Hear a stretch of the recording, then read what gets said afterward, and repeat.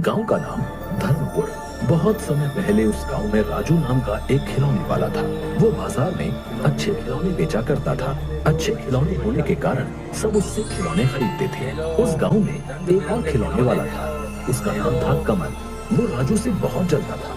वो यही सोचता था कि कैसे राजू को परेशान किया जाए, लेकिन कमल हमेशा असफल रहता था क्योंकि राजू को खिलौने बेचते हुए देखता रहता था। पापा खिलौने, पापा खिलौने। भैया वो लाल रंग का खिलौना देना मेरे बच्चे को। ये लो बेटा, ये लो। मुझे वो नीले रंग की गाड़ी दे दो अंकल। अरे ये क्या, इतनी भीड़ लगाकर खड़े हैं पर फिर भी मुझसे कोई खिलौने खरीदने नहीं आ रहा है। ले लो, ले लो, रंग बिरंगे खिलौने ले लो। मैं खिलौने बेचता हूँ, कबाड़ नहीं। दाम कम, खिलौना अच्छा। एक बार खरीदने के बाद चले सालों साल। अरे ये क्या, बाजार में किसी ने इस तरफ मुड़कर भी नहीं देखा। लगता है सबके सब बहरे हो गए हैं। लगता है कुछ ना कुछ गड़बड़ है। राजू के पास ही जाकर देखता हूँ, वहीं पर ज्यादा बच्चे हैं।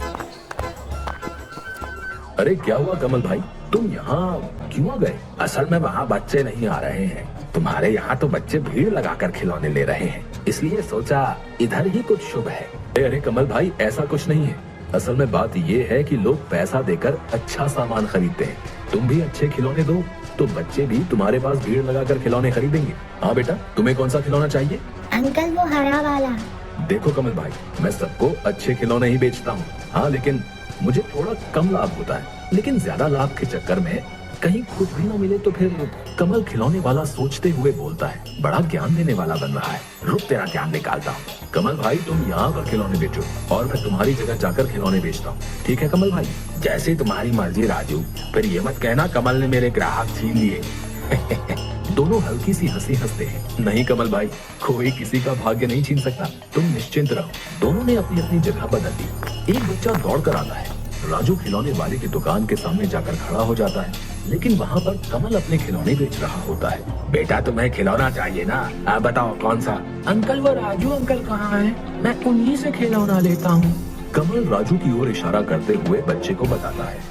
बच्चा दौड़कर राजू के पास जाता है। अगला दिन चिंता में घूमते हुए राजू खिलौने वाले के घर जाता है। तभी वो देखता है कि राजू अपने खिलौने बेचने के लिए तैयार कर रहा है और तभी राजू खिलौने वाला किसी काम से बाहर जाता है और कमल चुपके से उसके घर में घुस जाता है। फिर वो कुछ खिलौने खराब कर देने के बाद जब अपने घर वापस जा रहा होता है तो एक बच्चा उसको भागते हुए देख लेता है। अरे ये तो कमल खिलौने वाला है, लेकिन ये भाग क्यों रहा है? उसी दिन बाजार में बच्चा, अंकल मुझे वो हाथी देना। अरे अंकल, इस हाथी का तो पैर टूटा हुआ है। अरे राजू, ये क्या टूटे हुए खिलौने दे रहे हो बच्चे को? मैं तुम्हारे पास से खिलौने नहीं लूंगा। राजू अंकल, आप मुझे टूटे हुए खिलौने दे रहे हो।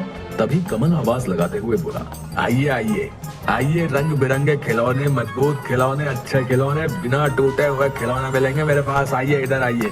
तभी बच्चे दौड़कर कमल खिलौने वाले की दुकान पर चले जाते हैं और उससे खिलौने खरीदने लगते हैं। अगले दिन राजू खिलौने वाला सभी खिलौने अच्छे से पैक करने के बाद चारों तरफ अच्छे से देखकर तौलिया लेकर नहाने चला जाता है। उसके बाद कमल राजू के खिलौने वाली जगह पर आया और कमल ने पहले की तरह ही राजू के खिलौने खराब कर दिए। आज बाजार में कमल के पास भी बहुत भीड़ थी बच्चों की। तभी राजू की दुकान पर, मुझे वो घोड़ा दे दो, लेकिन देखना टूटा ना हो।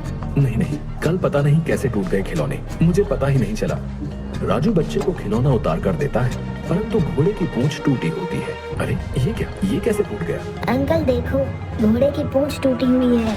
लेकिन टूटी कैसे? ये सही है, कल हाथी आज घोड़ा, रोज टूटे खिलौने दे रहे थे। क्यों अंकल, ऐसे खिलौने क्यों दे रहे हो आप हमें? राजू के सभी बच्चे जो उससे खिलौने खरीदते थे वो सभी कमल से खिलौने खरीदने लगे। सभी ने राजू को ठग और झूठा समझना शुरू कर दिया और इधर कमल तरक्की कर रहा था। ये सब देखकर राजू चौंक गया और राजू खिलौने वाला मन ही मन सोचने लगा, ये कमल का ही काम है, लेकिन साबित नहीं कर पाऊंगा। अगर मैं सच्चा हूँ तो एक दिन सबको सच जरूर पता चल जाएगा। कमल खिलौने वाला इसी मौके की तलाश में था। फिर वो मिट्टी के खिलौने बिना पकाए उन पर रंग करके बेचने लगा और लोगों को ठगने लगा और बच्चों को पागल बनाने लगा। अगले दिन हंसते हुए कमल खिलौने वाला अपने घर अरे सुनती हो, कहाँ हो? खिलौनों को अच्छे से रंग करो, मैं बाजार जा रहा हूँ किसी काम से। आज तो मैं बाजार में अकेले ही खिलौने बेचूंगा। अच्छा सुनो, आज अगर सारे खिलौने बिक गए ना तो कल हम और ज्यादा खिलौनों पर रंग करेंगे। ज्यादा गड़बड़ के चक्कर में पकड़ में मत आ जाइएगा। तुमने क्या मुझे कच्चा खिलाड़ी समझा है क्या? हम खिलौनों पर ऐसे रंग करेंगे कि ना किसी को पता चलेगा कि खिलौना कच्चा है क्या पक्का है। कोई समझ ही नहीं पाएगा और मुझे लाभ ही लाभ होगा। ये बोलने के बाद कमल जोर जोर से हंसने लग जाता है। अच्छा सुनो, फिर तो आप सुनार से कहकर मेरे लिए एक हार तो बनवा देंगे ना? बताइए ना। बनवा दूंगा, तुम थोड़ा सब्र रखो। है, समझ गई। कमल की पत्नी गीता ने खिलौनों पर अच्छे से रंग किया। उसके बाद कमल खिलौने लेकर बाजार की ओर जाने लगा। रास्ते में कमल को राजू मिला। अरे राजू, बाजार नहीं जाओगे? नहीं, मैं बाजार नहीं जाऊंगा। मैं उसी दिन बाजार जाऊंगा जिस दिन गांव वाले मुझे बुलाएंगे। राजू दूसरे गांव में गली गली घूमकर अपने खिलौने बेचने लगा। वो जोर जोर से आवाज लगाता। धूप से, गर्मी में उसे बहुत कष्ट होता था, पर इसके अलावा राजू के पास और कोई दूसरा रास्ता नहीं था। राजू खिलौने वाला दूसरे गांव में आवाज लगाते हुए, खिलौने ले लो, खिलौने ले लो, खिलौने ले लो, अच्छे बढ़िया खिलौने, खिलौने खिलौने खिलौने ले लो, खिलौने ले लो, अच्छे बढ़िया खिलौने। कमल रात को घर में लाभ के पैसों का हिसाब कर रहा था और कमल की पत्नी लालची नजरों से देख रही थी।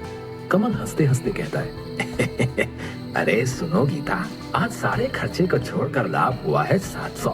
कल और ज्यादा खिलौनों पर रंग करना पड़ेगा। आज खिलौने कम पड़ गए बाजार में, सभी बच्चों को नहीं दे पाया। अच्छा सुनो, आपने कालू सुनार से कह तो दिया है ना?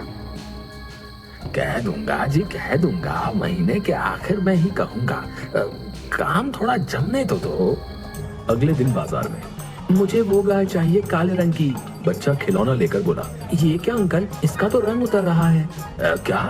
नहीं तो। ये देखो अंकल, रंग मेरे हाथ पर आ गया।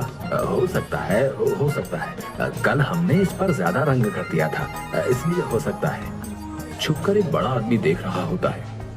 वो बोलता है, रंग ज्यादा करने से तो ऐसा नहीं होता। ये क्या बात हुई? ये तो कुछ गड़बड़ लगती है, छानबीन करनी पड़ेगी। वही आदमी राजू को मिलता है रास्ते में।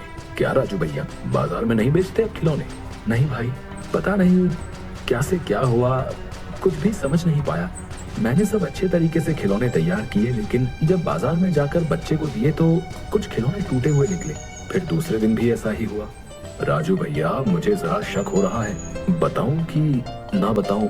नहीं नहीं, अभी नहीं बताऊंगा। पहले सबूत जुटा लूं, उसके बाद बताऊंगा। सच्चाई की जीत होती है और बुरे लोगों की होती है हार। अगले दिन कमल के घर पर वो आदमी कमल की खिड़की के बाहर सब कुछ देख रहा होता है। यह लीजिए कच्चे खिलौने। और कितने अच्छे खिलौने चाहिए? अरे सुनो, आज बहुत सारे बच्चे होंगे, सबको खिलौने देने होंगे। रंग तो कम है, आज रंग में पानी मिलाते हैं। आदमी मन ही मन, अच्छा रुको बच्चों, रुको, तुम्हें अभी मजा चखाता हूँ। आदमी चिल्लाने लगता है, अरे कोई है? अरे सबके सब कहाँ गए? अरे कोई है? अरे सब कहाँ हो?